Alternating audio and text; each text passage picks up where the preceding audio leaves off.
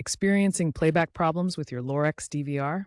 Let's troubleshoot the three key areas that commonly cause issues: timeline corruption, codec incompatibilities, and incorrect export settings.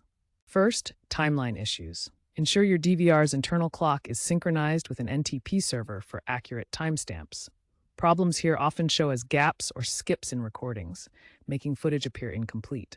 Next, codec incompatibilities. Lorex DVRs commonly use H.264, H.265, HEVC, or ON-VF codecs. Your playback device must have the necessary decoders, or videos won't play correctly. Finally, export settings. Format mismatches like AVI versus MP4 can cause export failures. Make sure to select a format supported by your playback device with appropriate resolution and bitrate.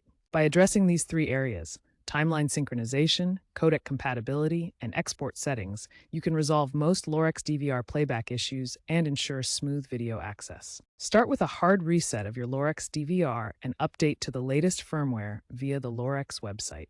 If timeline issues persist, use the Quick Fix tool in the Lorex Secure app if available. For codec problems, install the Lorex codec pack on your playback device or use a third-party tool like Handbrake to convert the video to a more compatible format like MP4, setting the bitrate between 4 to 8 Mbps.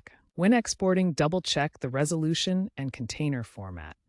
Remember to select the right resolution, bitrate, and container format. As of mid-2025, Lorex DVR firmware 4.2 includes automatic transcoding to universal formats.